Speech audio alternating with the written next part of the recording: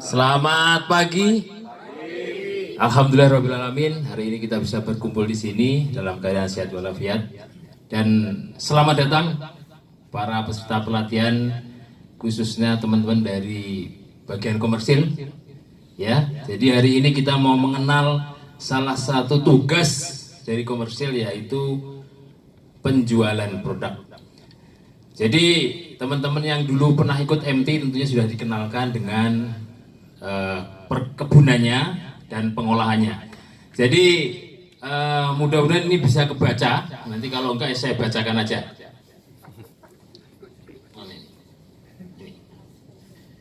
Baik, jadi kita Mahitala Ingkang Gemah itu adalah perusahaan perkebunan dan pengolahan kelapa sawit. Tentunya waktu MT teman-teman semua sudah tahu produknya apa, produk kita itu apa. Di produk utama kita adalah CPO, kernel, dan cangkang. Cangkang yang dulu itu adalah masuk kategori riba, sekarang ini sudah menjadi produk utama karena sudah mempunyai nilai jual yang cukup tinggi. Jadi artinya teman-teman komersil juga harus cerewet juga kepada pabrik kalau ada cangkang diserak di jalan. Nah, itu juga harus pas nanti trip ke lapangan juga harus mengkonfirmasi bahwa itu bisa dijual. Jadi yang sekarang kita mau sampaikan, produk ini mau diapain? Tentunya mau kita jual. Ya, jadi urutannya tentunya dalam setiap transaksi itu kita punya target harga, target profit, ya. Ada target harga, target profit. Jadi yang paling pertama setiap kita mau bertransaksi adalah kita wajib melihat stok. Stoknya ada enggak? Tapi pertanyaannya, apakah kalau nggak punya stok nggak boleh jualan, Pak? Boleh. Namanya jual di muka. Karena untuk cash flow, untuk bayar, ya ini kan nggak ada orang kebun ya. Nanti tanya untuk bayar babat gawangan katanya. Hah? Gitu ya. Jadi, Jadi ini setelah kita tahu stok, jumlahnya berapa, kita mulai mencari yang namanya informasi harga. Harga ini ada harga lokal, domestik, ada tender KB, ada juga harga BMD Malaysia, ringgit, ya.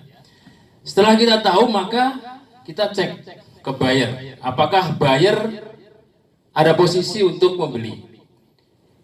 Belum tentu mereka punya posisi, ya. Jadi kalau mereka punya posisi, kita punya posisi, bisa ketemu, bisa dapat harga. Jadi nanti ada beberapa buyer yang kita akan dapatkan, maka nanti ada harga 1, harga 2, harga 3, mana yang paling tinggi itulah yang akan kita pilih. Apakah hanya harga, Pak? Belum tentu. Jadi teman-teman semua, kondisi saat ini kita lagi susah untuk menjual. Jadi kalau kondisi normal mungkin kita jual yang penting harga tinggi, hantam aja.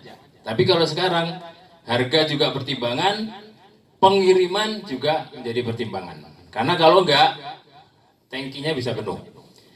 Setelah kita dapat harga yang terbaik, maka nanti bagian administrasi di komersil akan menyiapkan namanya SPJB, surat jual beli, perjanjian jual beli, terus DO, jadwal bayar.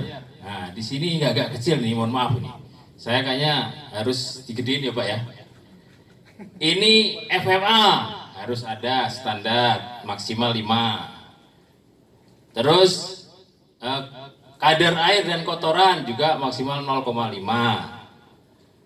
Dobi juga 2. Ini harus dipersyaratkan di dalam kontrak. Kalau enggak nanti ada saling klaim. Ya, jadi pada teman-teman peserta pelatihan mohon ini juga dipahami. Di luar itu, tentunya kita juga menghitung namanya profit margin TPS. Jadi setiap transaksi kita harus bisa udah tahu berapa keuntungannya. Ya, baik itu TPS luar maupun TPS dari dalam. Karena tanpa itu kita nanti cuman main jual-jual aja ternyata jatuhnya rugi. Nah, itu yang kita tidak inginkan. Ya. Yang berikutnya, apakah berhenti sampai sudah jual, kontrak dibuat dan sebagainya? Enggak. Kita harus menjamin produk itu bisa terkirim kepada pembeli dengan jumlah dan mutu yang diperjanjikan. Itu udah tanggung jawab komersil. Ya, jadi mohon dicatat, proses penjualan sampai pengiriman itu tanggung jawab komersil, bukan pabrik lagi.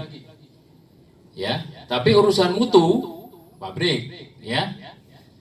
Jadi kita pastikan pengirimannya, kita tentukan transportirnya,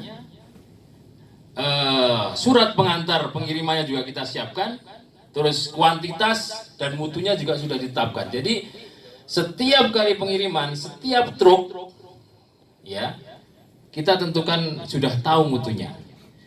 Teman-teman semua, kita punya 3 pabrik, ada di Sumut, Kalteng, dan Sulawesi Tenggara. Masing-masing beda cara pengangkutannya. Di Sumut kita bisa pakai truk bisa sampai 30 ton kapasitasnya. Kalau di Kalimantan Tengah kita juga pakai truk, tapi maksimalnya 14 ton. Khusus di Sultra itu pakai kapal, ya, bisa 2000 ton sampai 3000 ton sekali pengapalan. Jadi semua harus kita kawal, dipastikan distribusi atau pengiriman terkirim kepada buyer dengan jumlah dan mutu yang diperjanjikan. Setelah proses pengiriman, maka kita akan menerima informasi dari buyer, bukti penerimaan produk. Apabila sudah sesuai, maka kita tidak ada masalah. Kalau ada klaim, kita harus selesaikan. Ya. Ada beberapa cara, ya, teman-teman semua, apabila ada klaim bisa diselesaikan di situ. Apabila mereka memang bisa menerima, ya, misalnya ada up sedikit misalnya. Tapi kalau sudah nggak bisa, ya kita harus bawa pulang, bawa ke pabrik dan diolah kembali, diproses kembali. Jadi semua proses ini harus kita menjadi suatu pedoman bagi teman-teman yang nanti akan mengelola bagian penjualan, ya. Dan tujuan ini adalah komersil, adalah make money dan make profit. Demikian, terima kasih. Wassalamualaikum warahmatullahi wabarakatuh. Waalaikumsalam.